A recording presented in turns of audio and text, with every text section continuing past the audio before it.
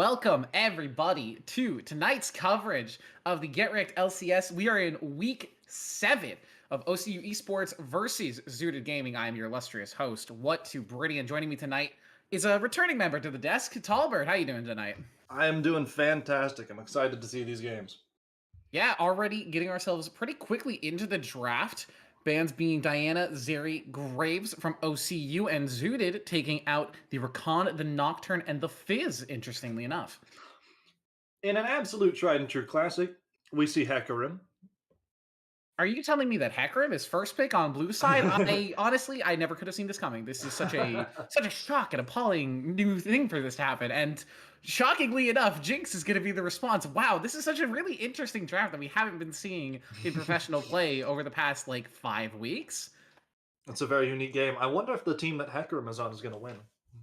I wonder what the option for support is going to be for OCU, because Hecarim, with the particular styles of build that he's going for, I wouldn't say is the greatest self-reliant champion, but he can really be amplified if he has an enchanter behind him, someone like a Lulu, like a Karma, someone who can get him into the fight and keep him tankier. And speaking of keeping him Oh my less God. tanky, Trundle is going to be the response. I feel like I'm in week 5. Definitely feel like we've been here before. I do like the Trundle as a response to the Hecarim. Chem Tank build is very popular with Hecarim right now, so stealing those tank stats, making Trundle harder to kill, making him a good frontline for your team, a solid choice. This OCU is going to pick up the Ezreal, and if I had to make a guess, I would love to see Karma on the 3rd pick here. Ezreal's a good choice into Jinx. He's got a lot of the mobility needed to prevent her from just running him down. Can match the range somewhat, the Mystic Shot to the Pow Pow. Hello, we've got Soraka locked in by OCU. A beautiful support, although probably not the best one for this particular composition. Not exactly what I was expecting, and it's very early to have the Soraka lock in. While less popular nowadays, she can definitely still run mid lane and top lane. So while technically a flex, I think we're expecting to see this taken down into the support role. I'm really excited to see Soraka into Ahri. I agree with you. I think that'll be very good. Well, Ahri being locked in is none too surprising either. Zooted Gaming, I think, is picking up a lot of the power picks on this patch, as there hasn't been a ton of really hefty changes aside from that Ahri rework. Jinx is still as strong as she is. Trundle's still good into tanks. Ahri, with her rework, has become a really weird assassin burst mage, but also a heal tank. At the same time, she's very strange. Just marginally worse across the board as people are going acclimated to her new playstyle.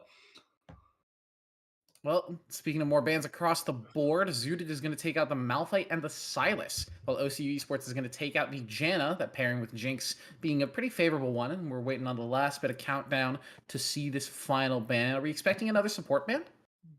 I don't foresee that. I wonder if they're trying to No target ban. the support pool. Are they going to go with no ban? No, they're going to take out the Tryndamere, make that topside matchup a little bit safer for themselves. I don't. I like the Silas ban. They have a lot of strong ultimates between. Oh, Especially if they're planning to pick up the Zillion. I love Zillion here. I think this is an insanely good pick. I would have loved to see it from OCU as well. I think Zillion is being criminally underpicked and underrated right now, whether as a support or a mid laner. He just provides so much for your team with the movement speed, with the XP differential, with the AoE stuns, and with obviously with the revive ultimate. those early EXP leads can be huge. Oh yeah. The Echo is going to be the choice for the mid lane for OCU. Into the Ahri, I don't know exactly how that matchup goes, so we'll have to wait and see once that laning phase plays out a little bit more. It's a more skill-oriented matchup. What'll happen there is they'll both burst each other to death extremely quickly. So it'll be whoever really gets the drop on the other individual. Maybe we'll be end up seeing a lot more 2v2s. Maybe Hecarim and Trundle try to influence the matchup a little bit more. And we are going to see the Soraka confirmed into the support role, which means that Mordekaiser is going up into the top lane blind for OCU. Mordekaiser is an extremely powerful pick.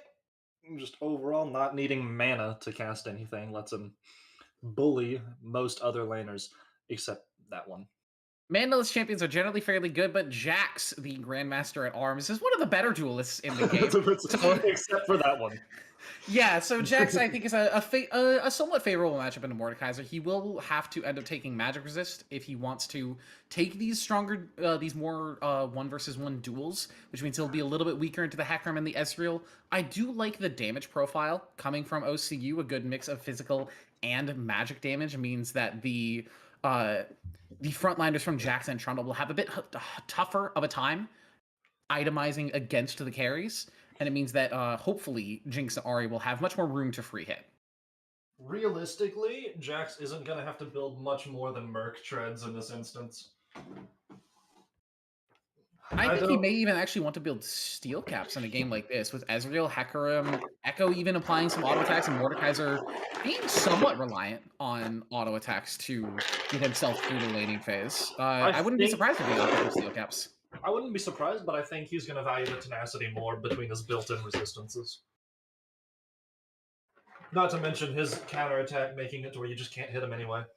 Jax does enter a defensive stance, which makes him, again, that fairly good duelist up there on the top side. I do like that Zooted opted to pick to save their counterpick for the top lane. Again, I think Zillion is a really strong matchup, not only into Soraka, but just in general right now, combined with Jinx and with Ahri. It's going to make them so incredibly difficult to lock down into hit. And even when you do lock them down, he's got the Chrono Shift. He's just going to bring him back. I'm disappointed, but also it's very expected that we didn't see a Renata pick. Renata, I believe, if I'm remembering correctly, is actually available, yeah, now because she's been out for a couple weeks. Time is flying. She's been out for over 2 weeks. Yikes. Yeah, I don't think Renata would have been awful, but I'm wondering when they would have slotted in the pick. I'm just looking at the draft, trying to think. Maybe R4, maybe R5, but I do like the Zillion better here. Well, Zillion's definitely a better choice. It's a lot more being able to run down, and the stun is huge. Renata's stun is lackluster. Yeah, Renata's You can kit just feels like reposition. the power was really all budgeted into that W and just the ability to bring somebody back on a basic ability. And the rest of her kit sort of has to be kind of meh in response. Her ult is really good for really niche team comps. In this It's instance, her ult would not have been good. I think of Renata similarly to I think to like Malphite, where you're not gonna blind first pick Renata or Malphite, but if you see a team with a lot of ADs and you see a team that's like heavily based on auto attacks, Oh yeah. Renata's suddenly pretty good.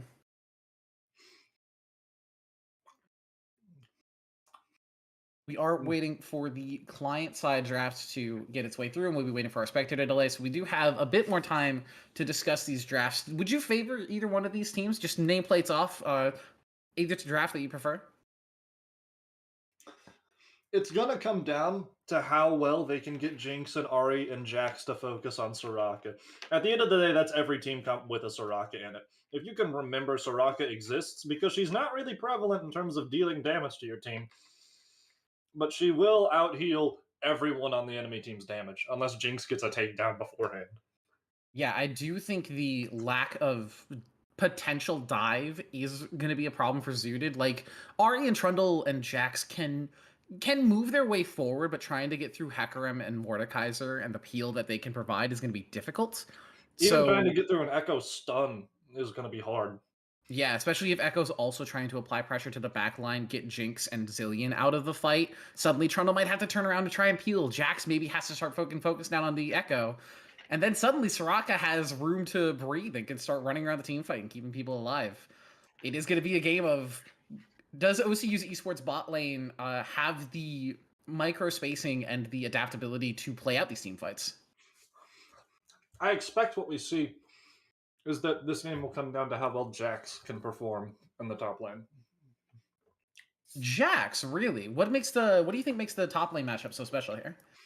So Jax is notorious for an individual who's, I don't really want to say relatively weak early game, but his late game is definitely infinitely stronger than his early game. So Oh if yeah. Jax can get a couple of kills off on Mord early, then Jax's ability to just annihilate individuals. Funnily enough, I do believe that towards the late game, Jax is going to have more burst damage than Ahri or Jinx. I think unless Ari specifically itemizes for the Horizon focus, I wouldn't be surprised about that. Just with the combination of the Counter Strike plus his W, and the leap strike in. Jax just has a lot of upfront damage with the ulti on hit, the W on hit, Mm, all of them being applied to his Q, and then he gets the second auto off on you, and it's a lot. It's a lot. especially the counterplay making it to where Ezreal can't proc his Q easily. Yeah. I don't know. The Just looking across the drafts, I think I have to prefer OCUs. I see Hecarim with an Enchanter behind him. I see Ezreal, which is a relatively safe laner. I would have preferred an Enchanter other than Soraka. I have to say, I think if OCU picks the Zillion on blue side 3 here, I think their draft would be perfect. I I think couldn't that's just see you an issue with it. preferring. I think that's just you preferring Morgana.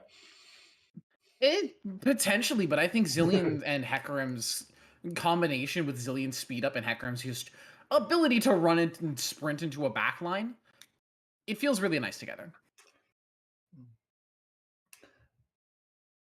I really do think that Soraka is going to end up out healing Jinx because I doubt. I doubt that Jinx goes for a Grievous early on, even though they're supposed to. They just generally don't. Someone on that lane is going to have to go Grievous. They're It's going similar to to how have like to, the but I QSS is don't the know if they Malzahar will. tax. The QSS is the Malzahar tax, the Executioner's Calling or Mhm. the Oblivion Orb is the Soraka tax. And even with that, as soon as you hit the level 6 mark, Soraka has the ultimate, which can cleanse the Grievous Wounds. So if they're only relying on Ignite to bring the Grievous Wounds in there, they can find themselves pretty quickly in trouble. So it'll come down to, I believe, two individuals. I don't think Ezreal's going to do enough burst damage to meaningfully carry this game. So I believe it'll come down to if Echo stomps Ahri or if Jack stomps Mord. Okay, I can see where that comes from. I really want to see the jungle influence in this game because if we see just farming Hecarim and farming Trundle, I have to give the scaling advantage to Zooted. So I want to see the Hecarim come out into these lanes, get Jinx farther behind than she normally would be in the laning phase, help Echo in the isolated and in the 2v1, and maybe make sure Jax doesn't get ahead in that 1v1 top side.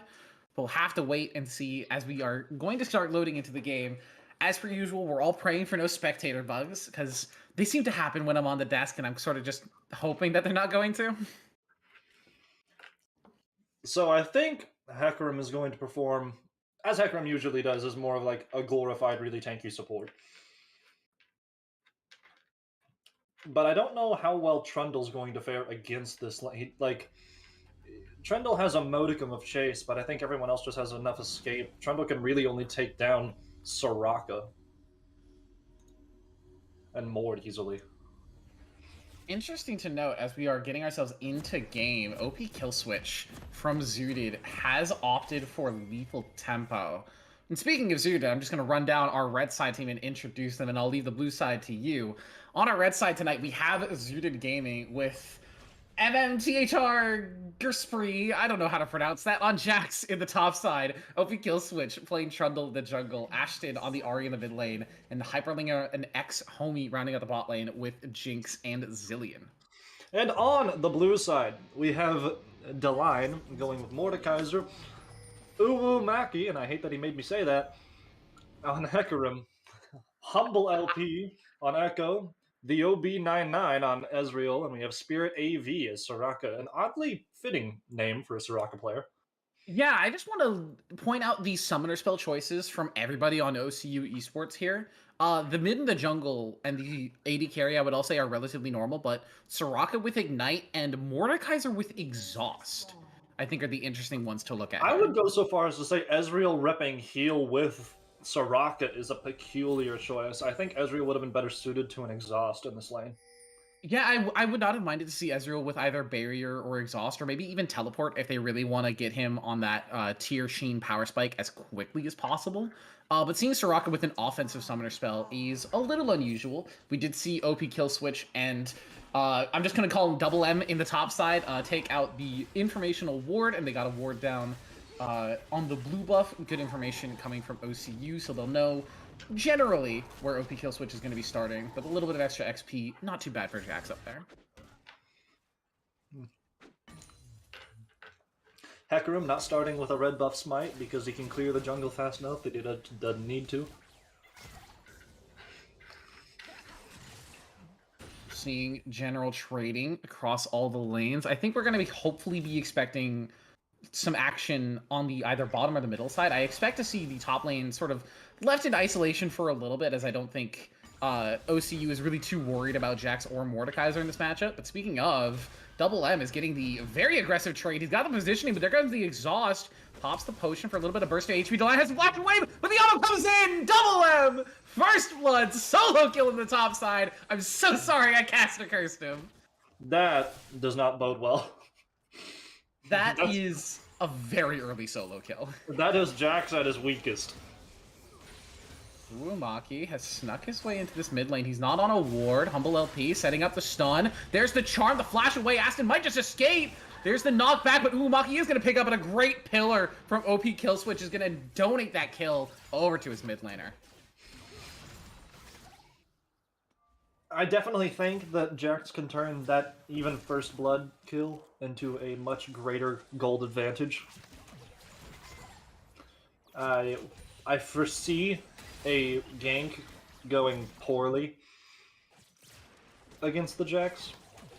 Yeah, I think if you're Zooted at this point and your OP Killswitch just sitting on this trundle in the jungle, I think your priority has to be on protecting your top laner. But speaking of OP, I'm going to drop the pillar to get himself away. He has his own flash, so he's going to have to be forced to get over this wall.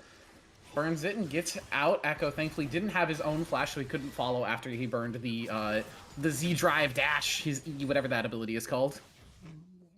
Echo has a truly absurd amount of mobility. I'm surprised he didn't have enough to take out Trundle. Yeah, the movement speed on his passive, along with the dash combining on his E, generally plenty to get on top of champions, but when you don't have flash and you've already used your E, getting over a wall is pretty safe.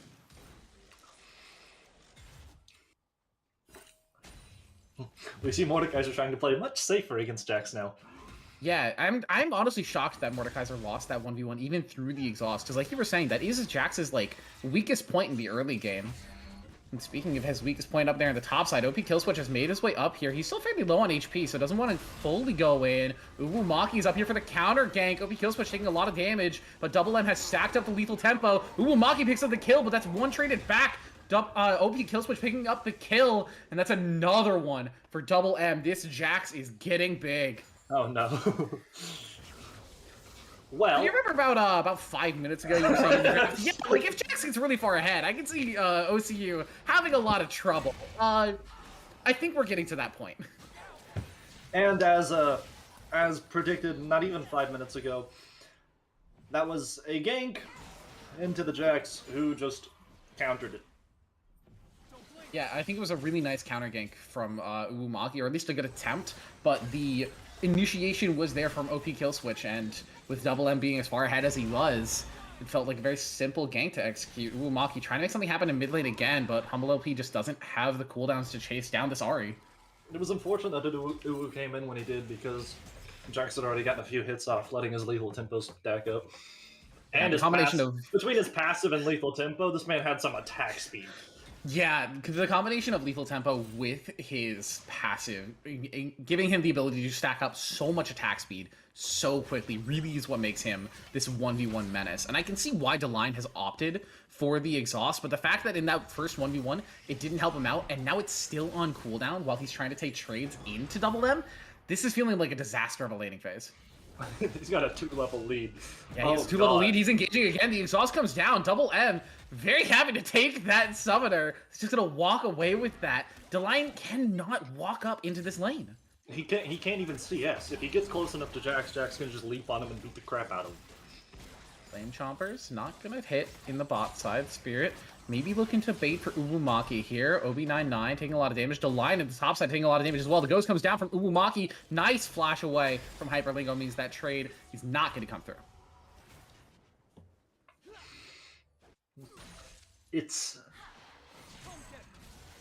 I don't foresee this one going in the way of OCU. Feels like no matter what, this game is going to be very difficult comeback for OCU with how far ahead this Jax has gotten. It is pickaxe and a couple of phage components versus just the plated steel caps in that top lane. Plated steel caps is definitely the move for pretty much everyone on that team. The OP Killswitch here waiting to punish Deline, who's not even level 6 yet. He's leveled down on the jungler. He's just gonna get dove. There's no escape for him. Has his flash up soon, but I don't think it'll be soon enough. Double M is getting a bit creep locked though. OP Killswitch gonna tank one tower shot. Just let Double M get the leap strike in and kill him under tower. This is an unmitigated disaster. This is so sad. The fact that Hecarim is bot right now is an issue. I mean, can he do anything for Delilah? That's another thing. I don't know. It's an issue, but I think it might already be too late. I think he doesn't even need to use his counter against Hecarim, or against Mord, to kill him, so he just elects not to in case the Hecarim's there, because he can counter CCs anyway. Yeah, and then get out.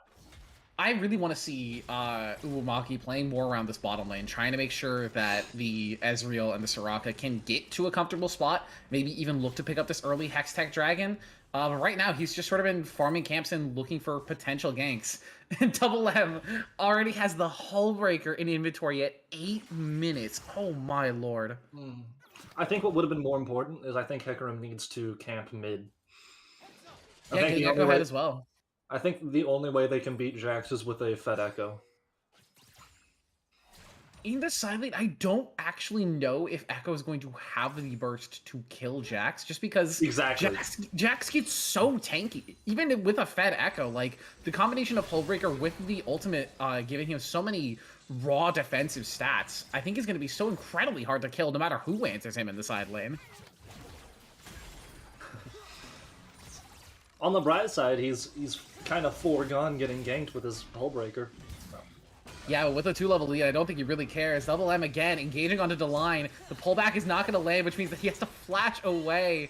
Now, Uwamaki is trying to make something happen in the bot lane, but the ward is going to spot him out, so no gank to happen there. Again, nice defensive positioning from Hyperlingo and X-Homie. They know their Jax is fed. They don't have to play aggressive. They just have to sit back and get carried. There is one thing that I noticed, and there is a gargantuan vision difference. Oh yeah, you can see all of the red wards on the map. Just had that have been allowed to stick around, but now Uwamaki playing around the bot side. The onslaught of shadows is going to pull him away from the Ezreal ulti, so no kill comes through there. OB99 walking forward. Hyperlingo has the lethal typo stacked. A nice Zillion ulti to keep the Jinx safe. And now with the speed up, there comes the heal, but the zap is going to land. Hyperlingo doesn't want to follow all the way through. They don't know exactly where Soraka is, so they're just going to walk away. Zillion's gonna make it very hard to poke. Or rather, to just all-in someone. Yeah, ignoring Delide, just taking plate after plate. He's already taken 4. This might be a solo pre-14 tower take. He's got a 2-level lead. Yeah, this is a disgusting top lane matchup. I mean, finally, Delion has the ultimate, so maybe with the combination of ulti and exhaust, if he gets the drop on Double M, nice pull back. He's dropping the shield on himself. In the meantime, Uwamaki coming into the mid lane. Nice charm onto Humble LP. He's going to force the ulti out of him. The Ignite is ticking down. Uwamaki chasing down Ashton. The flash is away, but that's a ghosted Hecarim. No, he autos the minion. He's not going to get the kill. Oh my god, a big misplay from Uwamaki means that Ashton walks out. Oh, that's a disaster. We see the ramifications of not holding down Tilda. Oh, Super Mega Rocket doesn't get Uwamaki as he gets the charge onto the wolf camp. I don't know if he saw the rocket or if he was just taking his wolf camp anyway, but that was very lucky. X-Homie's gonna get the slowdown out of Spirit AV. The Ignite is coming down, but there's the Soraka ult to cleanse the Grievous Wound. Spirit still taking a lot of damage. OB kill switch is down here. I don't think they're going to want to go for the dive just yet, but OB99 is going to have to flash. In the meantime, top side goes down. The exhaust comes down. Delion, buddy, I don't think you win this one. Double M didn't the auto attacks in. Plenty of damage coming through from Delion, but nothing happening there. Spirit AD is going to get picked up by the flash in from OP Kill Switch. Humble LP is here to support his bottom lane. Nice Ezreal ulti onto 2. X-Homie is super low. Humble LP is looking for a way in to execute this Zillion. There he goes. No ulti coming down from him either. Means that there's no Chrono Shift available for the fight. Hyperlink is going to go down as well. The Rift Herald gets summoned up, surprisingly enough. OP Kill Switch is now forced to run away, and that Herald, I think, is going to have no value. And that is a winning fight for OCU. That no value Herald is hard. Yeah, that felt like Luckily, a I bit don't of think a. it's going to matter that much. I'm not sure it'll matter a ton, but that felt like a bit of panic from OP Killswitch. He wanted to get the sweeper down and make sure he wasn't going to be warded when he walked into the bush. But then the Herald starts summoning, and he's like, "Oh, wait, shoot, that's not my ward button. This is a problem." Onslaught of Shadows onto Ashton, gets away from the Everfrost, who's going to force away the Ahri ulti. He might Electrocute comes down, but Ashton is not going to do a ton of damage to the tank Hecarim with the Soraka behind him. Finally, trying to fit this vision diff. Humble LP wants the all-in on Ashton, a nice charm. There's the Zillion ulti to get the Ahri back up. Umaki fighting OP Killswitch, but Killswitch has the lethal tempo. He wins this 1v1. There's the Super Mega trying to pick up the kill. Ashton taking a lot of damage, but he's going to survive. There's the Chrono Break from Humble LP. Now Hyperlingo is here. He's getting the lethal tempo stacked up. The Chompers land on him. He'll donate it to Ashton. Hyperlingo keeps walking forward. This Jinx is unstoppable. Spirit AV is going to die. X-Homie picks up that kill. Hyperlingo can't go for the full dive just yet as there's no minion wave. OB99 gets to walk away, but it still feels like Zooted Gaming all the way. This is rather... Oh. Ezreal ulti not gonna kill. Hyperlingo still looking to pick up the rest of this tower plating. X-Homie maybe looking to pick up OB99. There's bomb number 1, there's bomb number 2. The heal comes through. Umaki now looking for the counter engage, trying to get revenge for his AD carry. Delight has walked his way up here, but I don't think there's anything for him to do in this lane right now. I think in that particular instance, it would have been better for Uruaki to go stand on the bomb instead of run after Zillion. He could have gotten probably 2 or 3 tower shots off on Zillion, which might have been lethal at that point. Instead, Jax is going to just... Oh, they've decided to switch. Yeah, they're going to have the Echo matchup into the Jax. Even though Jax, like you were saying in the draft, has opted for the Mercury Treads, Echo doesn't have a single completed item, and Jax is looking to get his second. He is 50 CS over his laner right now at the 14-minute mark. We haven't talked about the gold lead at all this game, but it is 7,000 in favor of Zooted. This is 7,000, and about all of it is Jax. Yeah, if we can get a swap to the gold after or pretty soon, I would love to see how far ahead Jax is. Oh my god, yeah, it's bad. Urumaki looking for the engage on an OP kill switch. There's the Onslaught of Shadows to get the fear, but OP kill switch with the subjugate on is so tanky. He's got a Zillion behind him too. Hyperlingo picks up Urumaki. Double M is in the death realm, fighting the line and winning very hard. There's the Chrono Break for huge amounts of damage, but it's not enough to pick up the kill. X-Homie grabs that one, and Spirit in the back line trying to deal with the Jax just gets picked up. Now OB99 is getting picked out by Ashton, has a couple charges of the Spirit Rush, and that is a clean ace for the side of Zooted. I was really hoping that he wasn't going to do that. I'm extremely upset that Mordekaiser ulted Jax. I mean, Jax does have the most stats, the most gold efficiency to take away in a team fight, but... Yeah, but you need the CC from everyone else to even have a chance of killing. You just decided to 1v1 the guy you've lost 6 1v1s to. Yeah, it does feel like it's a bit of a desperation play from OCU. Like, maybe if we take the Jax out of the fight for long enough, but we can take the rest of the fight. It's flawed logic. Everyone here's the 4v1. Ubumaki gets the charge in. Double M and Ice Counter-Strike stun onto 2. Humble LP taking lots of damage. There comes the exhaust as well. Everything is being blown on this Jax, and he is going to go down. 1k shutdown given over to Humble LP. And if that's the exact member you want to see that money go down on. That was an assisted recall. Jax just recall that cost him 1,000 gold, sure. Jax just wanted his Bork. And a Sheen. Ooh, Jax is gonna hurt now. Well, he's got his working machine. But he's gonna hurt a lot more.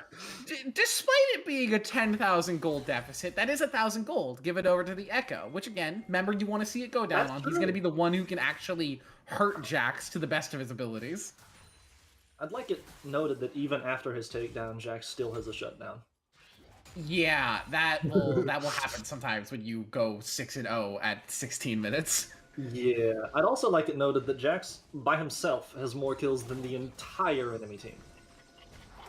It's, yeah, it's been a bit of a rough one. I do like that Zooted opted to save their counter pick for this top laner, who's obviously very comfortable in these isolated 1v1s.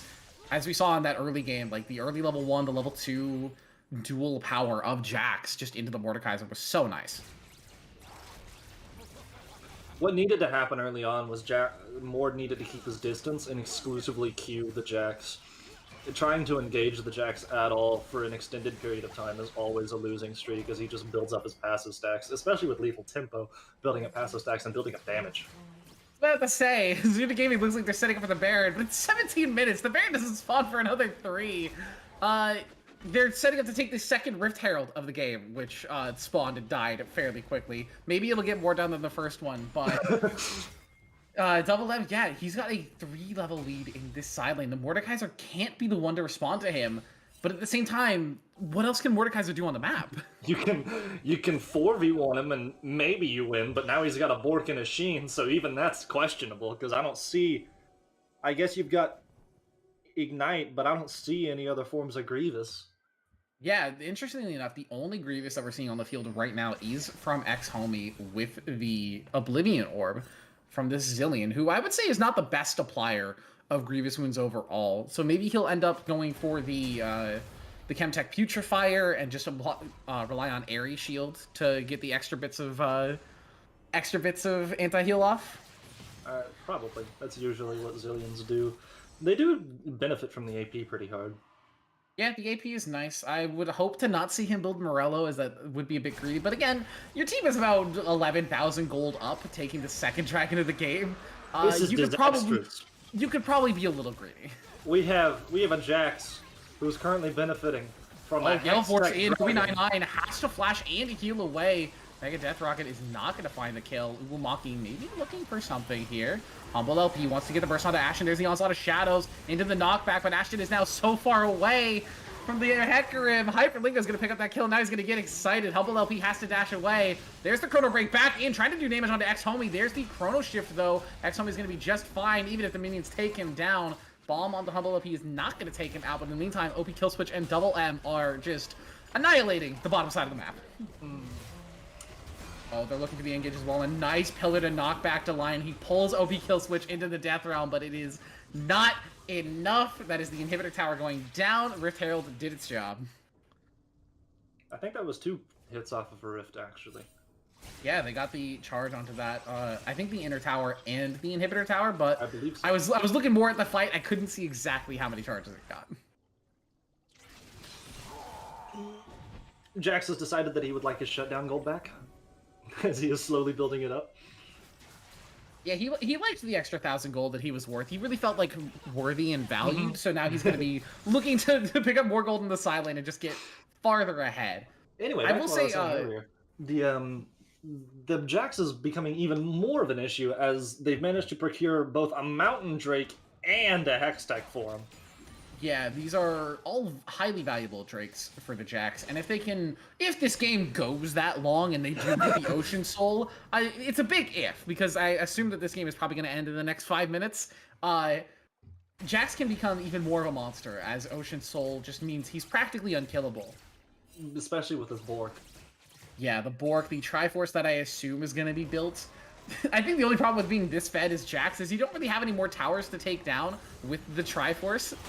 Nice smite from Uwumaki to get the Scuttle Crab. So at the very least, they've got vision of when Zooted decides to go take the Baron. Okay. Not that they can actually do anything against it. The Lion has to flash over the wall. Nice pillar placement from OP Kill Switch. I will say, for as much credit we're giving to Double M in that 1v1, I think OP Kill Switch and the rest of Zooted have also been playing really well. These Trundle ganks have worked out really nicely. He kept his Jax far enough ahead, and he made sure that Hecarim couldn't get enough done on the map. Well, it's undeniable that they're all doing really well, even across lanes that weren't helped as much, such as Ahri's in the bot lane. They still are ahead across the board. Even though Trundle spent most of his time top and farming. Yeah, he's got the farm lead, the team across the board. I think everybody in every lane has a farm lead. That's terrifying to look at if you're an OCU fan.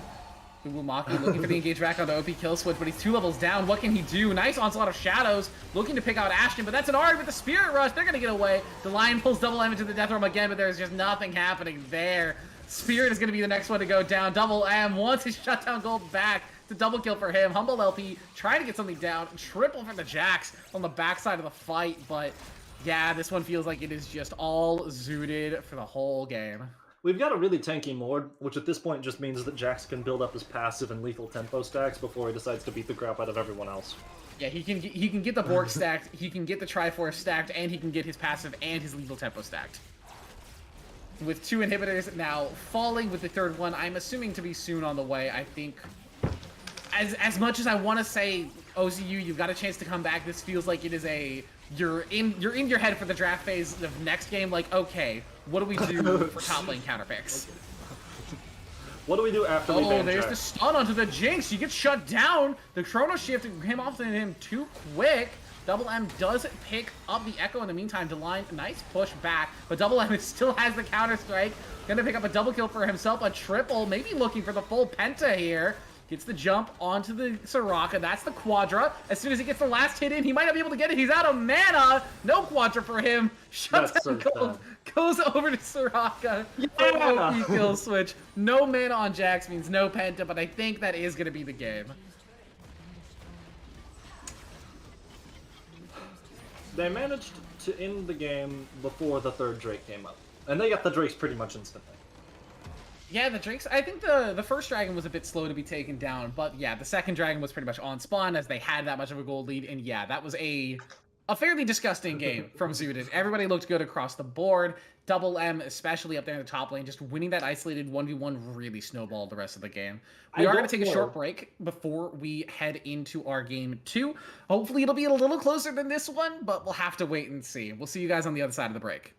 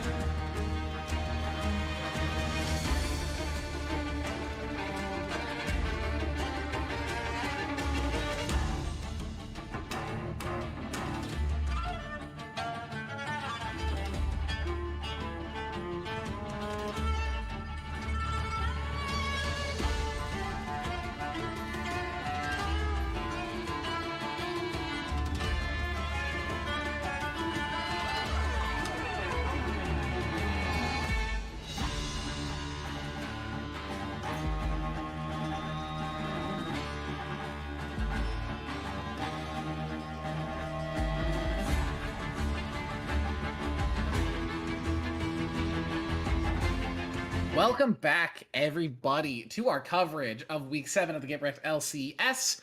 We just saw a monstrous game from Double M and the rest of Zooted Gaming against OCU Esports. As we get into our draft, sides are staying the same as Zooted gets side selection in Game 2. And so far, the bans are fairly similar, so I'm a little worried. I don't. I really hope someone. I don't know if they'll ban Jax because I don't think they expect him to play Jax again. They'll probably just pick a counter to Jax and call it good. That is full run back on the bans from Game 1. Everything so far exactly the same. OCU. If they want the full salty run back, it starts with a Hecarim pick. Oh no, please. They're thinking really hard about it. They're taking their time to decide. I think that's smart. They are going to lock in Oh. that Jax counter pick like you were talking about. Just insta-lock the early Malphite. I noticed that was actually one of Zooted's bans in the previous game. Yeah, they did ban away the Malphite in round 2, I believe, along with that Silas. Mm-hmm. So maybe they're thinking, okay, top laner doesn't want to match up into Malphite. Boom, we just lock it in early round 1. I bet next There round are they're gonna definite pick- Malphite counters. Well, hey, I was right, but not in the way I thought. Yeah, the Silas is the immediate response from Zooted, just able to take the unstoppable force from Malphite and put it on what I would argue is a different kind of champion, one who can take advantage of its damage scaling a bit more. Well, Silas takes advantage of everyone's damage scaling since he changes APs or ADs to APs anyway. But the Kaisa as the second lock-in, so far we've got a pretty good mix of physical and magic damage from Zooted so far.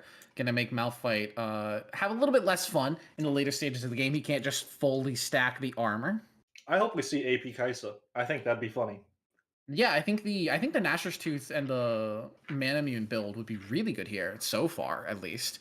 As the LeBlanc is gonna be the pick for OCU. Humble LP seems to like these assassins, so LeBlanc being a fairly good assassin right now, and a decent matchup into Silas alongside the Soraka.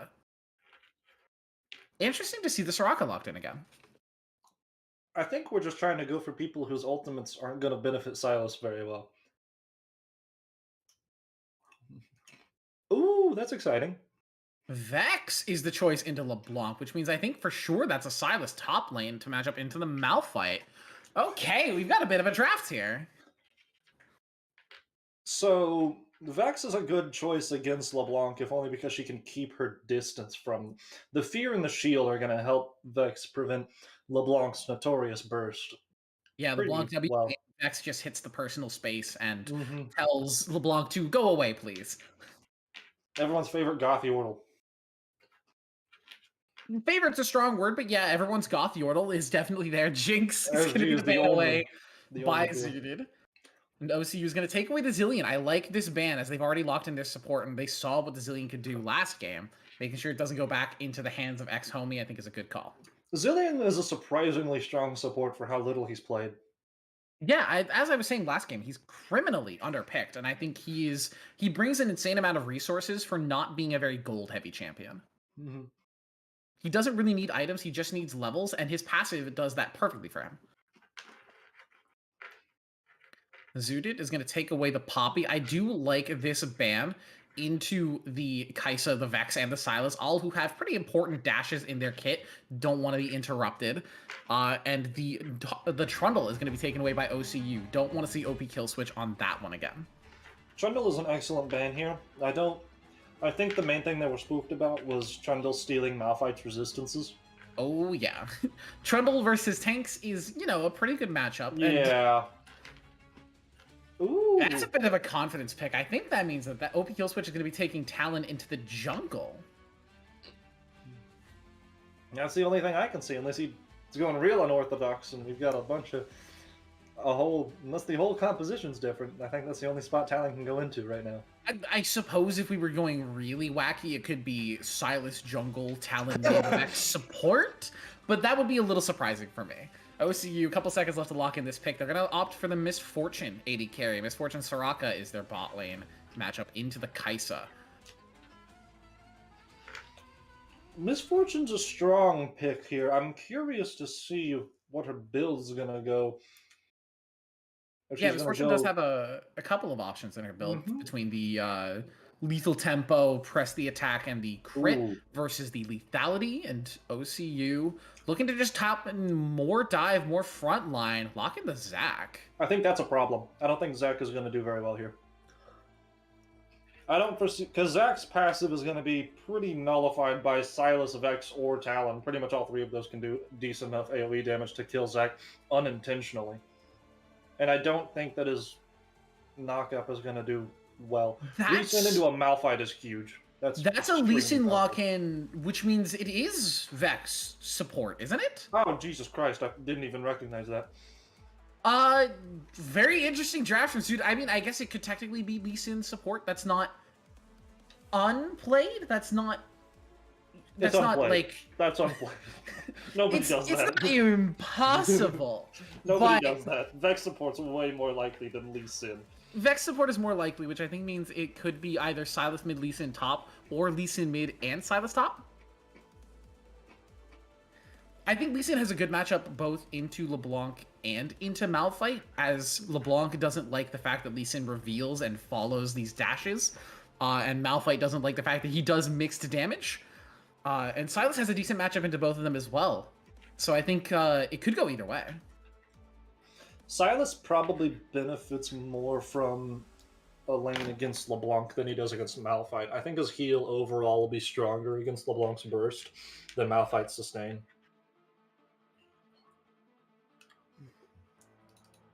We are also ignoring the possibility that it's Talon in one of the solo lanes and Lee Sin in the jungle. This is a really flexible draft from Zooted. This is strange.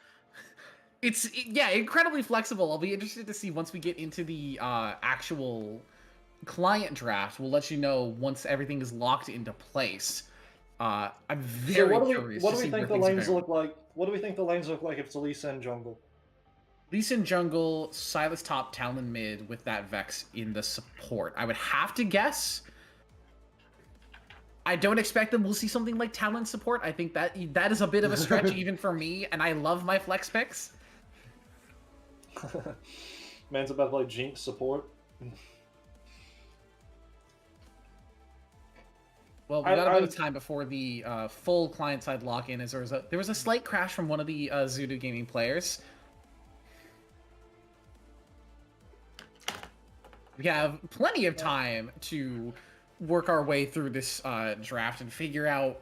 We'll try to do my favorite task. Let's see. Let's try to see what the difference comes down to. Because I predicted the last one pretty easily. Oh, this one's a lot harder. I think, like you were saying last game, I think Silas has a favorable matchup in the top lane again. If it does end up being Silas up there, I think both Silas and Lee Sin, who are our expected top laners, have a good matchup into Malphite. I don't foresee Malphite doing well in his lane without a bunch of assistance from Zach. And even then, I don't foresee a bunch of assistance from Zach being meaningful. Yeah, it really is very standard team fight from OCU, whereas we have whatever the hell's going on from Zooted. Well, for Zooted, from Silas, we have whatever OCU's team fight is.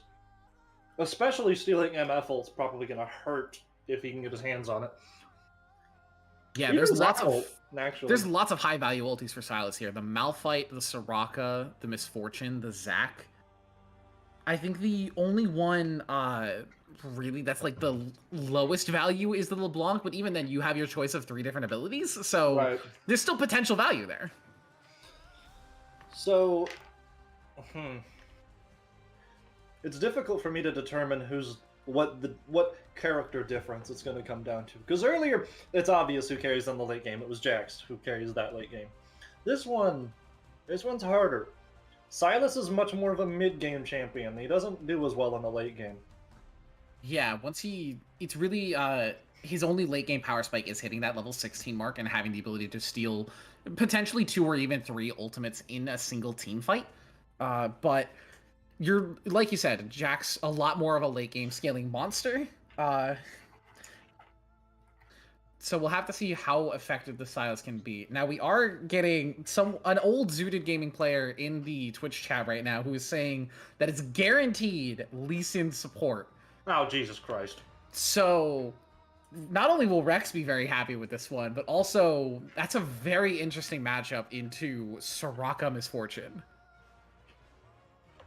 Oh, this is whole. I hate this.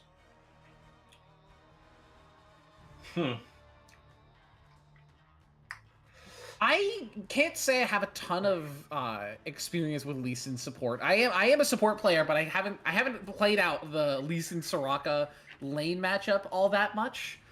I haven't played it at all. Of course, I I never have picked to Lee Sin support. I have to assume just with Tempest Cripple, like the attack speed slow into Misfortune, it's gonna feel really nice. And Lee Sin's just mobility to get on top of the Soraka and the Misfortune. There's not a lot of setup for Kaisa. There's not a lot of crowd control that she can like pick up and like dive in with.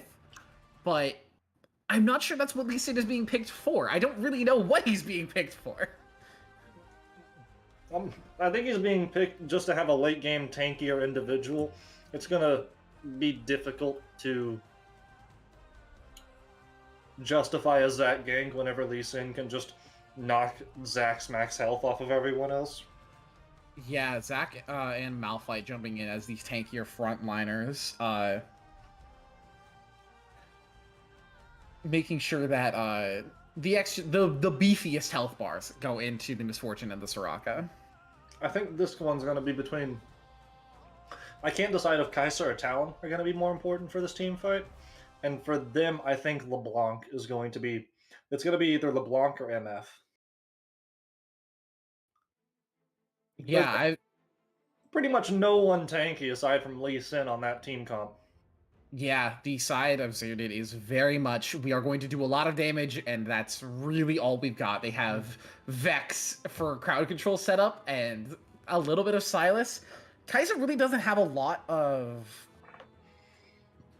Kaisa doesn't have a lot of activators in this team fight. She's really sort of left on her own to get that passive applied and dive the backline with them.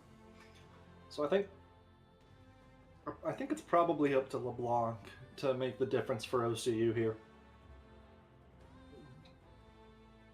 I don't think the others can do as well for OCU, at least. And then it is difficult to determine who I think will make the biggest difference for Zooted. Yeah, this is one of those games where you hate having delays as a caster, because now we have to fill the air with, like, oh, how interesting this draft is. And we still have another 2.5 minutes before the spectator delay comes out. So I don't know how much more there is to talk about this draft. The Lee Sin is really the most interesting pick, and I have never seen a Lee Sin into Soraka matchup. I really hope that we see him pick up anti-heal, because Zac's healing a lot, Soraka's healing a lot, Misfortune and everybody else on the side of OCU is going to be receiving Soraka healing. I just don't know.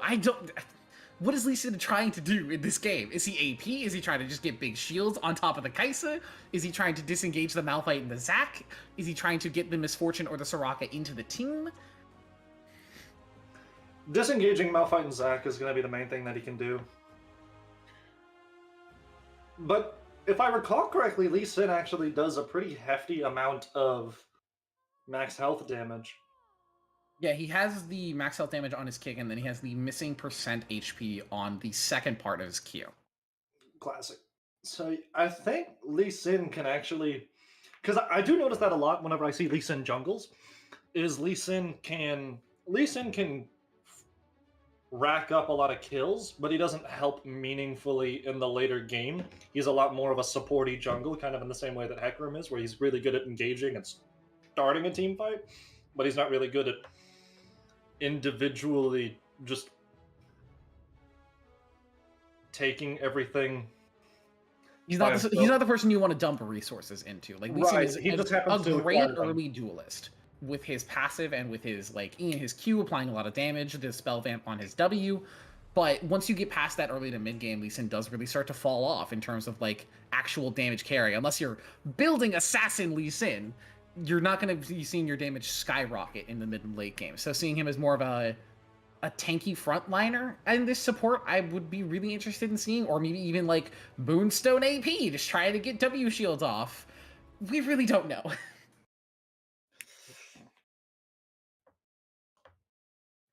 So Hmm. I do worry about Lee Sin not getting that much gold because while we were talking about him not wanting all of the resources, He the doesn't do well the tank without them. items do cost gold, and supports are not known for their highest amount of gold income unless you're like Pike. Uh, I so think, contrary to what would you usually expect, I believe that if Zach ganks bot a lot, I think Zooted wins. you think they win in the I 3v2? think they win in the 3v2. I think that gives, if they can pull off being sneaky enough or being careful enough, I believe that Lee Sin can probably Lee It's Sin can probably rack up enough gold that he needs in order to be viable. that's a Dark Harvest Lee Sin. I He's think going he's building lethality. for damage. We got it confirmed in Twitch chat. He said that Yeah, he's going Umbral. I don't think that's the worst idea. I think Umbral is a really good item for supports in general, just being able to one-shot wards. It's very cheap, being only 2,300 gold, 10 lethality, and I think 50 or 55 attack damage on top of it, a little bit of CDR as well. All stats that damage supports really like.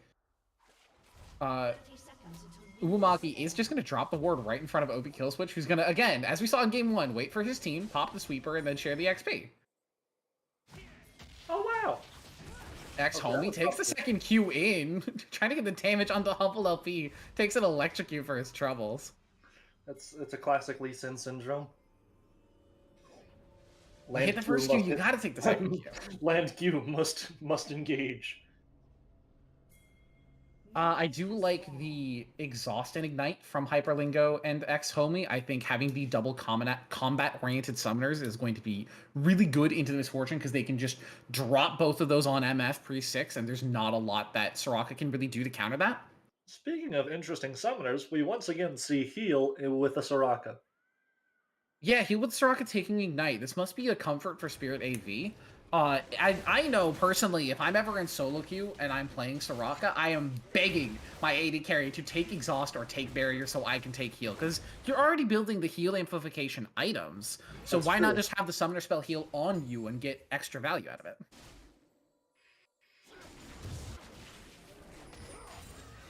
We are seeing both the junglers start on their red buffs. It does mean Double M is going to be a little late to lane, so no level 1 bullying like we saw in Game 1, hopefully.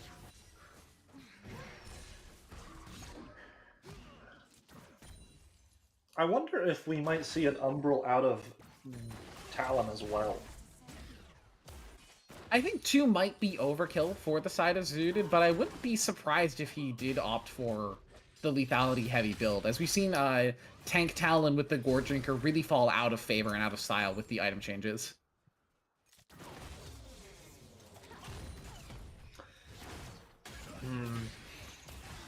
Double M did hit the level 2 early in the top side and taking a lot of extra trades out there, just really bullying the Malphite, who, shockingly enough in this lane, has opted to start tier. There's the Ignite coming down from Humble LP. Nice personal space. Fear and Shield is going to keep him alive. That's a lot of damage coming out. The Silas is going to be able to bully the Malphite pretty easily with his missing health heal, which to date is probably the dumbest thing that I've seen heal-wise. The amount of healing that Silas can do just in a fight in general, especially with how low the Kingslayer cooldown gets, it's pretty insane. It's going to mean that Deline will have to pick up a Bramble Vest at some point, and into an AP matchup, that just never feels good. I suppose we could see like an AP Malphite. With the comment at the tier start, it's possible he could opt for something like Everfrost and maybe grab the... I mean, could maybe grab Umbrella, but I think at that point his team is going to be missing a little bit too much frontline, really just relying on the Zac. I like the amount of pressure that X-Homie is just applying in this lane, though. Anytime he gets the chance to jump forward into Soraka or Misfortune, he gets the W on the minion, drops the E, drops the Q, and just gets out.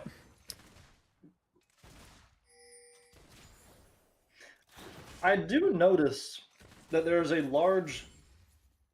I don't know if it's indicative of an overall team skill difference or just indicative of the way their coaches have attempted to prioritize their gameplay. But I've noticed that Zooted pretty consistently has a rather large vision lead on OCU. And Vision's one of those. It's not immediately useful in terms of it doesn't help you land the kill. The main thing Vision does is prevent you from dying. Yeah, it gets shown in the game not only with the Vision Ward score, nice E in from Uwamaki Naruto, but he has to immediately flash out, takes the tower shot and pops the passive for his trouble. Ashton can maybe look to clean him up here. I don't think he has the damage, even with the fear. No, he's not going to be able to kill the Uwamaki. I think the damage got dodged out there. X-Homie, a little bit of Lee Syndrome, gets in a nice heal from Spirit AV. Means he is going to not survive the Ignite. Does end up ticking down, but that is first blood going over to OB99.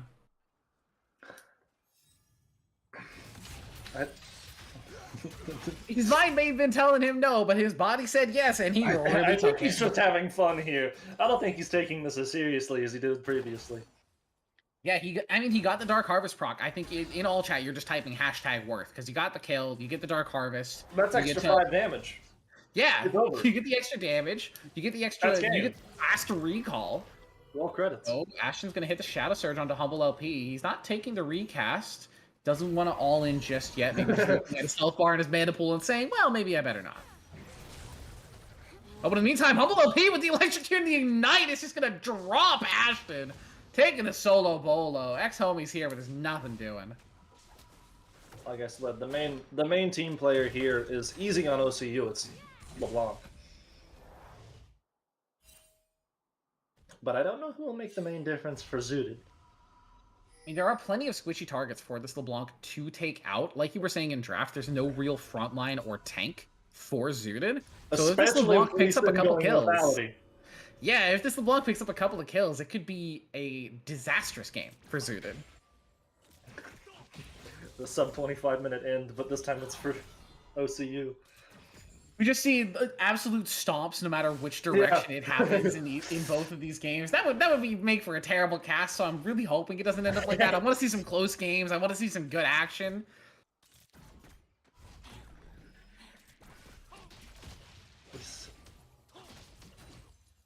Does Talon usually go first strike? I'm out of touch with his meta. Generally, yes.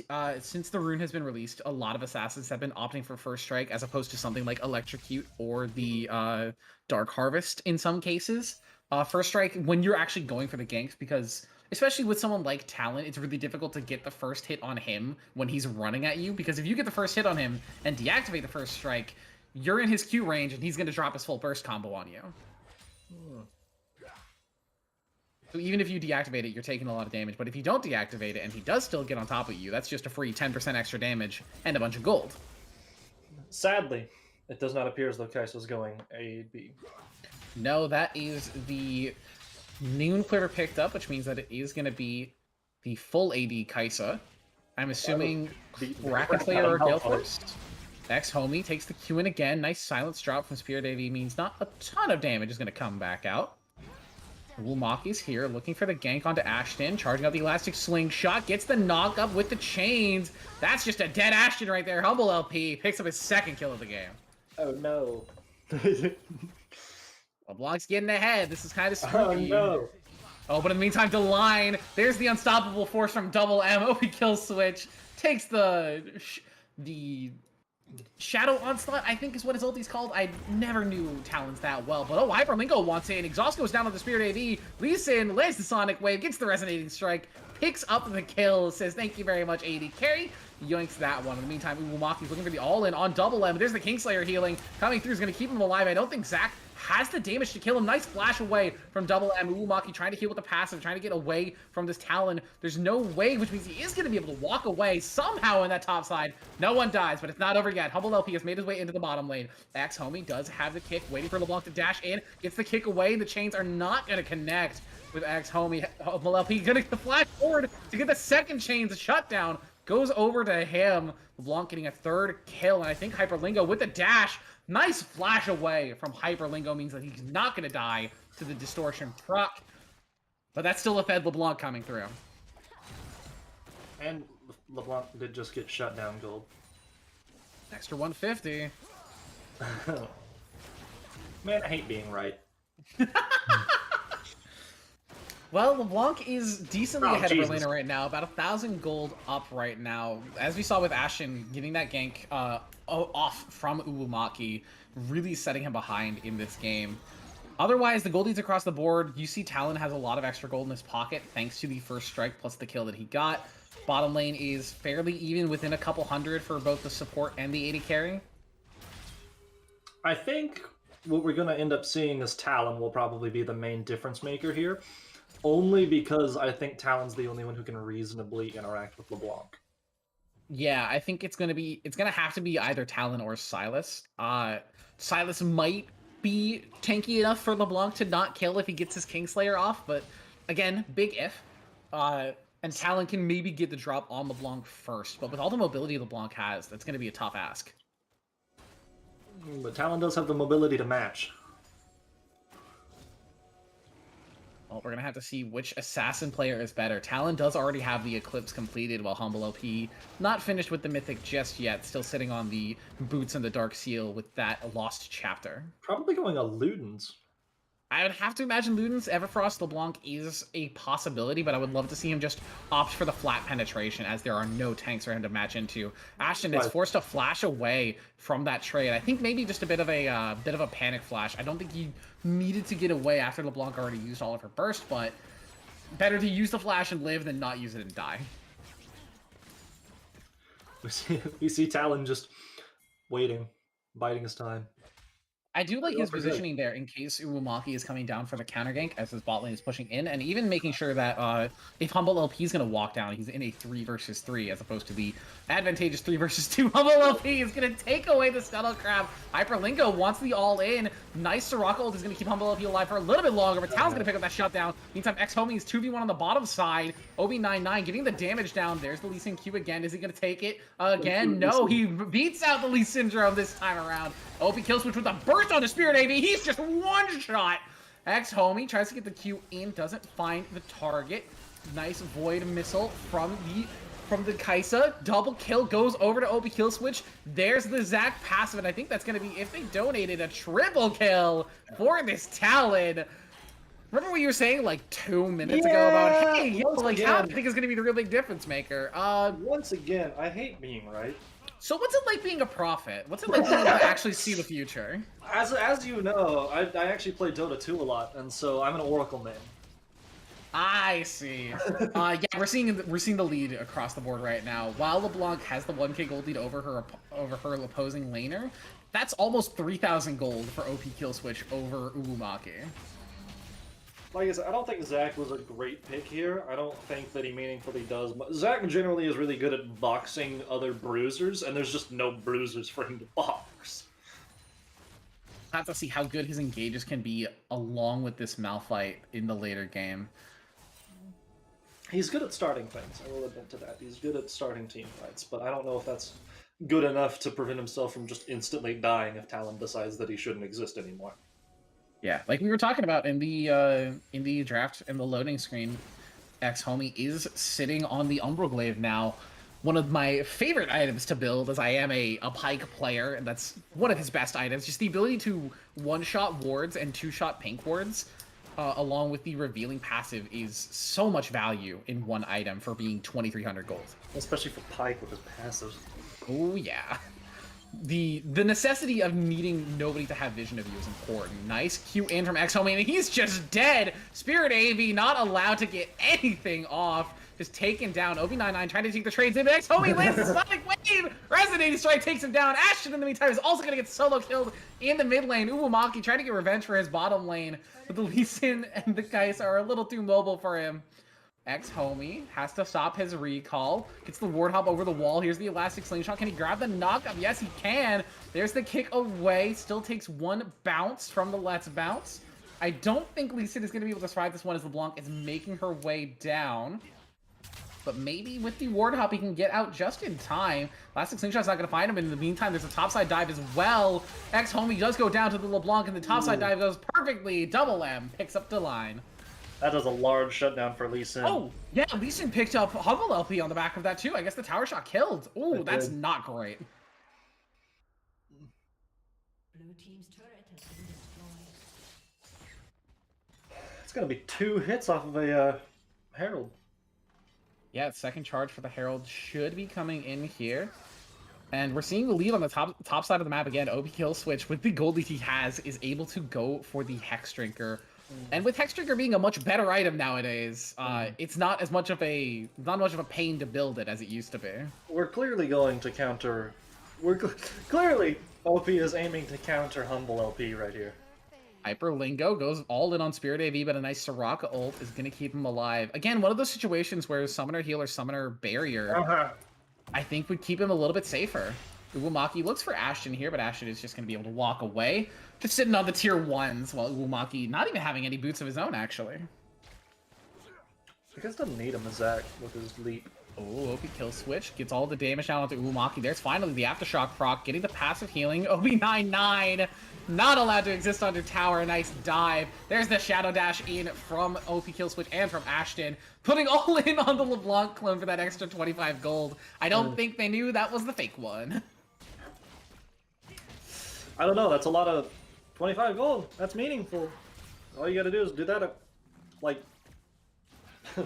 12 times or so, you got a champion kill.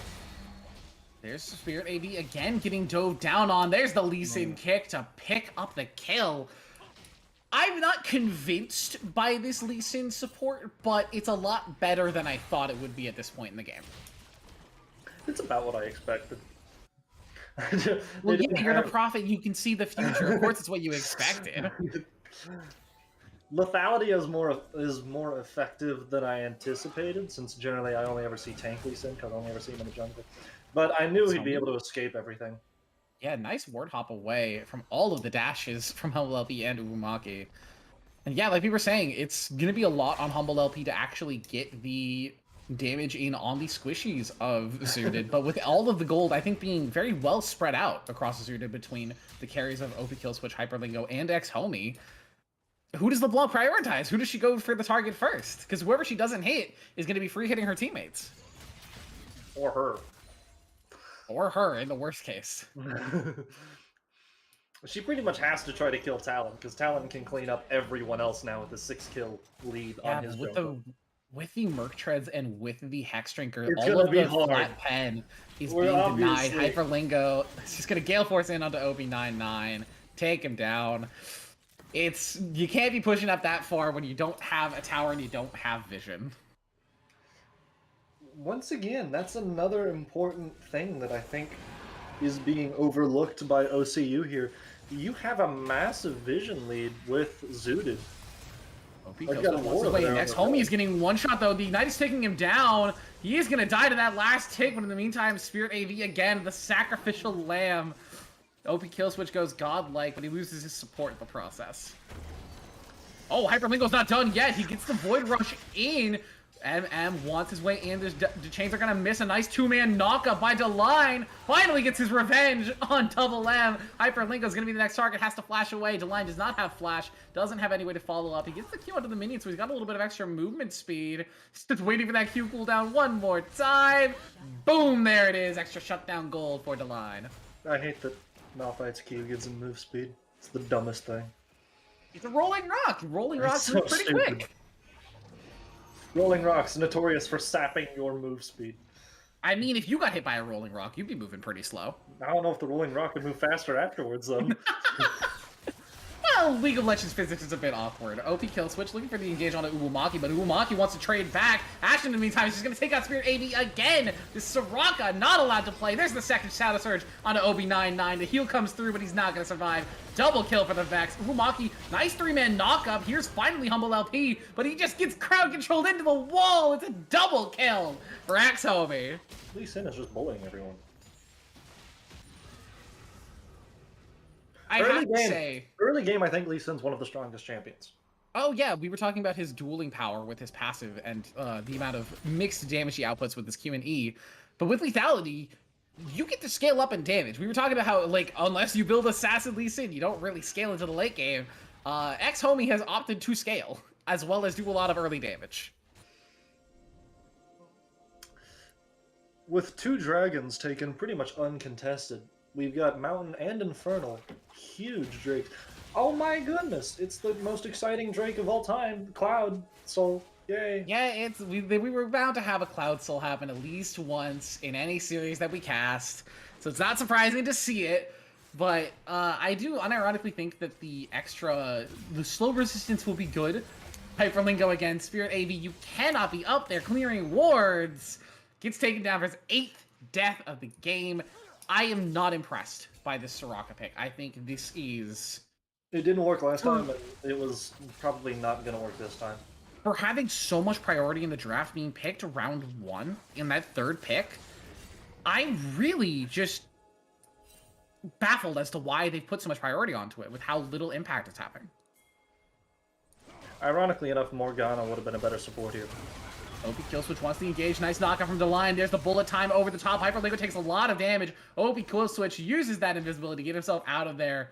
A nice fight from OCU, but now they might get collapsed on. There's the Shadow Surge into the 3-man Fear. Ashton picks up the team fight. X-Homie gets a kill for himself there. Deline, nice Soraka healing is going to keep him alive. Finally has the Moonstone and the W stacked up. Humble LP wants revenge. A nice exhaust is going to keep her out of the fight, though. Chat and the chains are gonna miss. OB Killswitch over the wall, wants to find something here. It's a little bit of extra damage onto Deline, but that's the tank. You're not really looking to engage on that one.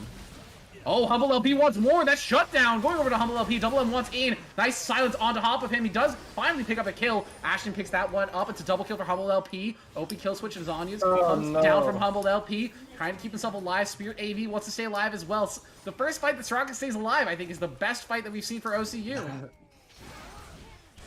OP Killswitch has to use the Shadow Dash to get himself out of the base again, and Talon just does a little parkour, gets himself out of the base just fine. Throwing out a B for funsies. I mean, you'd be pretty happy about surviving. Their happy B seems applicable, but again, I think that's probably the best fight that we've seen from OCU, and the Soraka stayed alive the whole time. That is Maybe true. that's the secret to the success, and that's why the Soraka is being focused so much. If Soraka's left alive, they can't win the fight. Did they lose that fight? I don't think that they did. Lost is a strong word, but I wouldn't call it a win either. It felt like a very back and forth fight. I think Soraka managed to turn the tides and make it not a loss, but it was a draw is just as bad whenever your gold diff is this high. I would say a draw is bad for the winning team if your gold diff is this high. If you're taking that fight when you are 9,000 gold ahead and you come out even, that doesn't feel great. Soraka's a very powerful champion.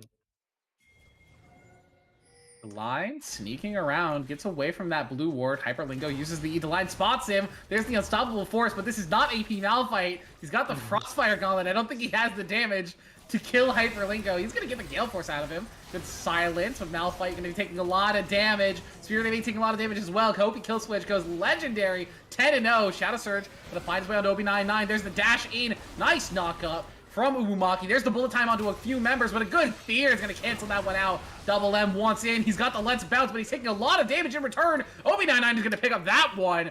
Ashton wants to damage over the wall, but there's nothing to be had. And it's 3 for 1 in favor of Zooted, so it's, again, another team fight win for them. I didn't realize it before, but after that team fight I saw, Emepha's really not doing anything. Yeah, she's still only on an item and a half. She hasn't been allowed to get a lot of farm or get a lot of kills in this game. I didn't consciously recognize how hard Lee Sin was keeping her down. Nice all-in from Humble LP. Plenty of damage onto X-Homie. At the very least, if you are OCU, you're looking at the Drakes and you're saying, okay, Cloud Soul is, while it's the highest win rate in solo queue, it's not the most influential soul. It's not the instant game winner. I think Cloud Soul is only the highest win rate because it comes up all the time. I think it's a higher win rate because just the extra mobility that it offers on the map. 10% out of combat move speed is huge. That's a lot of ground you get to cover. It's extra ground that you get to cover, which means you rotate the fights sooner and you can turn losing fights into winning fights. Shadow Surge from Ashton deletes Spirit AV. No chance for him to play the game. Second proc goes on to Humble LP, but I don't think he's going to be taking that one under tower. And that is just, yeah, disgusting damage from the Vex and nice follow-up from Hyperlingo as well. We have a 10,000 gold lead. Yeah, we've hit the 10k mark. as Zooted continues to accelerate their lead farther forward. Uumaki wants in. There's the less bounce onto 2. Hyperlingo taking lots of damage, but he gets the Kai'Sa ulti onto himself. The execute is not going to come through for the Gale Force, but Uumaki finally picks that one up. Obi99 is going to be betrayed in response, and Uumaki is going to eventually lose his life as the passive procs for him. X-Homie maybe looking to just come and steal the kill, but no. Obi Killswitch picks that one up for himself. I like the tactic of all-inning the Kai'Sa while completely ignoring the Talon. I think that's a good move. The Talon has Black Cleaver, Merc Treads, and the Maul Malmortius. It is so hard to kill this Talon. Despite him being, I would say, Assassin Spect with the Eclipse, how do you kill him? He's got the health from Cleaver, and he's got the insane Maul Malmortius shield. He's clearly speccing to beat LeBlanc, who, looking at the team, is pretty much the only meaningful player here. Yeah, even despite the now 11,000 gold lead in favor of Zooted, I would not be surprised if Blanc was either keeping up with or has ahead in gold over her lane opponent. Over her lane opponent? I can almost guarantee you she's ahead. Actually, I pretty much can guarantee you she's ahead. Yeah, looking at the inventory, you can see she's got a couple more items. She's still sitting on that Dark Seal. Has a couple stacks to it. I don't know how I feel about the Zhonya's second. I think it is nice for safety, but at this point in the game, you cannot be going for safety. Humble LP wants his way in. Nice all-in from Ashen. There's the Zhonya's proc. It's going to keep him alive for a little bit longer, but it's just slowing down his damage by a lot. Oh, there's the Unstoppable Force onto Obi Killswitch. Gets the invisibility onto himself, but there's the all-in from everybody. The focus comes through, but Talon does a little parkour. Oh, flashes away. Double End just gets no knockouts with that Unstoppable Force stolen away. Nice flashes from OCU Esports means that they live this time around. But Hyperlingo's not done. He wants in. Humble LP gets picked up. Uumaki Naruto wants to punish Hyperlingo for his dash in, but he's not going to get punished today. Obi99 goes down. It's a double kill for the Zooted 80 carry. Double M wants farther in, but there's just nothing doing for the rest of this fight. It is all 5 members of Zooted still being alive, and just 2 left alive for OCU. LeBlanc threw that at the end there. He wanted to try and get some form of kill back in there, but just again lacking damage with the Zhonya's second item. This close to base, you can pretty much just return to Fountain and return the full specs. They're gonna... Worst case scenario is exactly what occurred. You get greedy, jump over the wall, and try to... Kill switch. That might have been a little too deep. The stolen Soraka ulti comes through, but shutdown gold goes over to the line. Not exactly who you wanted to get that gold on. But gold is gold. It turns out you can't take 75 turret shots. Yeah, not when you are magic resist Talon. Shockingly enough, turrets do physical damage. That is so strange. Although we did see the Mob Melodious shield come out and save his life in the earlier team fight. Yeah, I do think the magic resist spec is good here. The most damage is coming through from Uumaki and from Humble.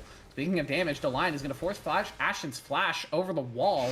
The line wants to keep this fight going. He's a very tanky Malphite. There's the kick. Huge damage onto Obi99, but he's going to survive with a sliver of HP. There's the bullet time over the top, but there's no damage coming through. Humble LP picks up that kill. Kai'Sa flash and Gale Force is in, but Obi99 is going to stay alive. The Soraka doing so much work. Humble LP is going to die on the backside thanks to X-Homie's damage. Hyperlingo trying to do damage into these double tanks, but they are too tanky for Kai'Sa. Shutdown goal goes over to Uumaki Naruto. Double M wants to get revenge for his team, but Obi99 is going to pick that one up. It's a turnaround for OCU, and they're not done yet.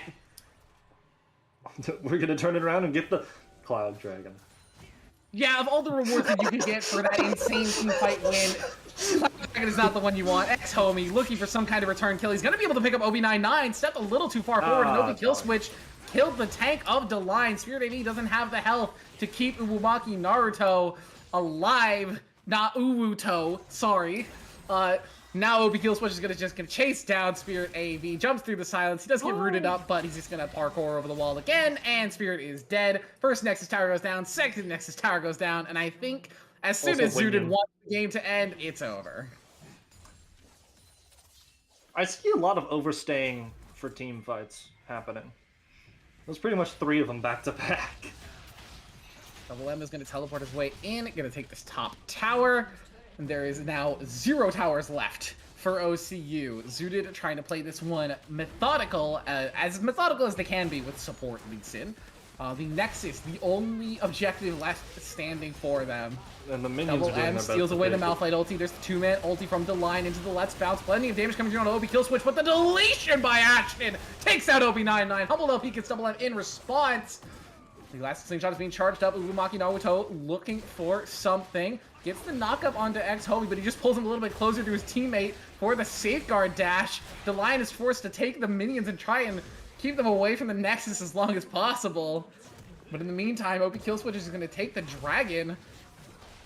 And the minions, I think, are just going to siege this one away. That's how we They're just letting the minions take it. Power.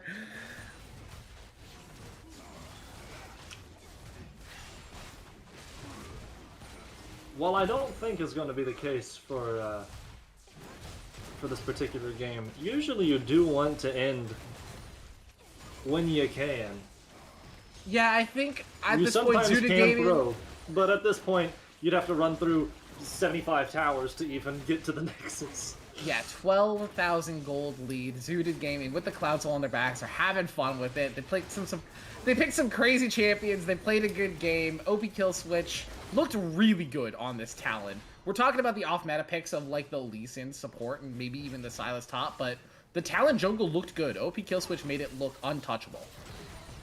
The only time that he actually died was whenever he... There's the Shadow Surge. Nice 2-man ulti from Line, though, for the counter engage. That's Hyperlingo going down. Ashton's gonna die, too. But the Nexus is the target. OP Killswitch gets ignited down, taking lots of damage from OB99. The Nexus still so low, but Double M can't get the auto attacks in. It's a triple kill for OB99, and the game ain't over just yet. Team fight win for OCU.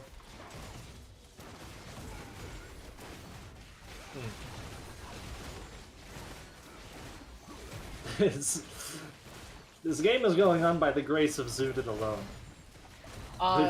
They've just decided to not end the game. Yeah, I don't mean to point it out, but Double M has sold all of his items and is now starting to build Gale Force and AD. God. But OP Killswitch has the invisibility, is going to take the 50 gold from the Nexus and finally take the game away. There we go. A clean 2-0 series from Zooted Gaming. They looked so comfortable in this series. They looked like they had absolutely zero trouble in any part of this series. Soraka tried, but I don't know how fantastic the Soraka pick was. Especially against Zooted. What I think they should have done differently for OCU was, after recognizing how hard they were focusing Rocket in the first game, realize that this is a team that understands how good Soraka can be and won't allow that to happen. Yeah, I do like the focus that Zooted had on the bottom lane in both of these games, not letting Soraka get ahead. And despite the lead that Double M had in the top side, they still didn't allow Soraka to really play her game plan out. But that is going to be it from us tonight. Sadly, not the most exciting series to cast, but Zooted looked good on the day, and they looked comfortable doing so. I have been your host tonight, What's You Britty. This has been my good friend, Tall Bird, beside me. Thanks again to Rex for doing his hosting shenanigans in the background, keeping Twitch chat entertained, and we'll hopefully see you guys for the next series we host here. Y'all take care. Yeah, actually, you casters, you are free to go, but I'm actually going to see if anyone from Zooted would like to do a little post-game interview for this. I saw some people asking for it, so I decided why not. Post-game interview, Twitch chat, you're being spoiled tonight. I'm gonna call it there for myself and let my voice rest. Plenty of shouting to be done tonight. But thanks for having me, Rex. Really appreciate being on the desk here. And thank you for being here. Casters also make a good part about what makes this tournament great. So thank you for being here and casting this game, both of you, Talbert and What's You Britty. Always appreciate it. Thanks, man. You take care. Alright, so am waiting for a reply right now from Ashton to see, their team captain, to see if anyone specifically would like to go for an interview, or we can just grab in Viper. We'll just see, we'll just give it a moment. Anyways, overall, pretty good game. Just like some things to point out. Okay, looks like Viper is...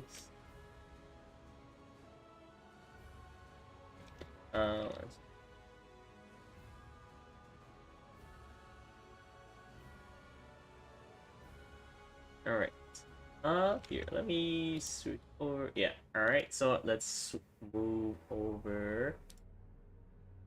And hello, hi there, Viper. You are the coach for Zooted Gaming, and I'm Ritsuko Dragon. We're going to be doing a little bit of post-game interview. Say hello to everyone in the stream. What is up, guys? Great series. Glad to be here. Yeah, really good series. So, let's start breaking down a little bit about what we saw. Let's go ahead and talk a little bit about the draft one. Pretty standard stuff. But what were you guys really thinking whenever you were going into that draft? I guess. Yeah, I mean, draft one was a standard draft, you know, Mm-hmm. a more realistic one. Jinx is definitely our highest priority ADC generally, and they lifted up, so we take that, and you know, it's pretty easy to build a comp around that from there. Mhm.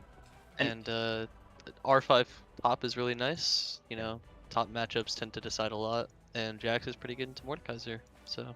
Yeah, I really like that Jat's last pick there for to really counter whatever going on the top layer, really having a little bit more priority, and ended up actually, some people would say that Jats is a little bit of a weaker sided, just because he's weak until he gets probably 2 components, not even a full item yet, honestly, especially with the lethal tempo on him. So I really liked that you held out for the Jax, or held off for the top lane pick, and really just kind of rolled with it pretty well.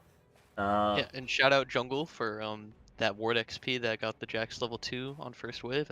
That's huge, you know. Allowed him to win a big trade. So Yeah. All those little EXPs do matter, especially if you're not anticipating it.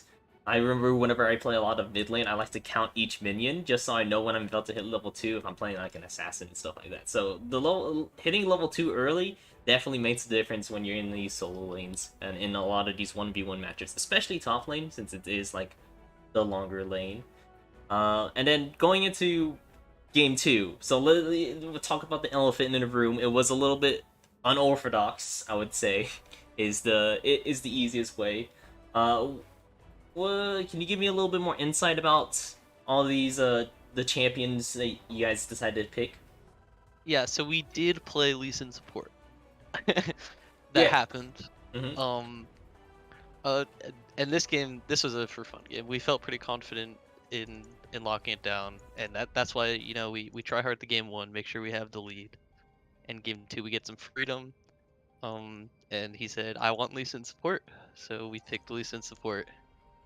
And honestly, very respectable. Whenever the casters were going off, I was like, I just threw out a little meme. What if it's AP Lee Sin supports, because he can give a pretty big You know, shield. he actually considered that. He did consider. He's a big ARAM player. He's an ARAM min. Oh, And so yeah. he's well aware of the Moonstone Lee Sin support build. So he considered that. But Yeah, I you do. know, I do that in the end, the every damage Earth, is. and I have no idea how it would actually do on the rifts. But, yeah, I don't either, honestly. But very, that's very for another fun at time. least. But I do like you guys. Decided to give your players a little bit more freedom when it comes to that second draft. And overall, I would say the mechanics or like the macro plays were a little bit more interesting. You guys prioritized the Cloud Drakes or the Drakes early on because you're just kind of dominating a lot of your leads, and even still going for those Cloud Drakes, even though they're a little bit lower priority. I like specifically I do like that because if the other team tries to go back in, the easiest way for them to go back in is like the Elder Drake, and if you keep getting the Drakes and they don't keep getting the Drakes, it delays the timer for it a little bit more. So overall, it's really good mechanics. And anything you want to shout out specifically about for either of these games? Let's see. Well, I mean, not only did he pick Lee Sin support, he played pretty well on it. Just want to make sure that's well known, you know. Jungle's been making big improvement across the season, and you know we've had a lot of roster changes, and everybody has slotted in well. Our former top laner has gone off to lock down his career as an old school RuneScape streamer. Check it out on twitch.tv/jmrouter. Yeah. So He was here he had earlier, to so move on from us. yeah, he was in here earlier. Check him out. Old School Our RuneScape. Double Classic. M, as you were referring to him as, is fairly new to top lane, but he's been doing a great job. So Yeah, I mean, He Everybody kind all of around. snowballed that first game, so really well done. And then into the and then just picking Silas into the first pick Malphite is a clear choice and worked out really well for you guys. Yeah. And then, well, I guess for and there was one last thing I saw in the chat that someone was saying that Ashton hopes that Homie goes 0-10 because he picked up Lee Sin support. Is that true? Like in the voice comms or no? No, I wasn't there for it, but I totally believe it. You know, some people would rather win, make sure you win, rather than have the extra bit of fun. True. But you know, Lee Sin support supremacy. So Really. Well, thank you for coming on for this little post-game interview. You guys are going to be moving up a little bit here.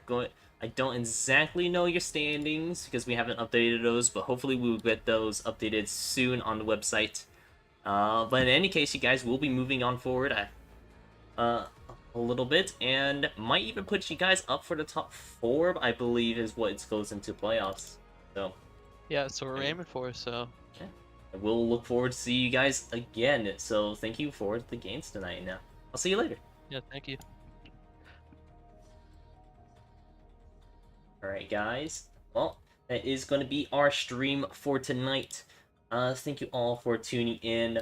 I've been Let's Go Dragon doing a little bit of post-game interviews. They were What Too Pretty and Tallbird. You can find What Too Pretty on Twitter as well as his Twitch channel. He does some solo casting of his own as well. And then Tallbird, well, you can find some of his talents here. I don't know if he has any other socials specifically, but in any case, that is going to be our stream for GRLCS Season 17, Week 7. Thank you all for tuning in, and good night.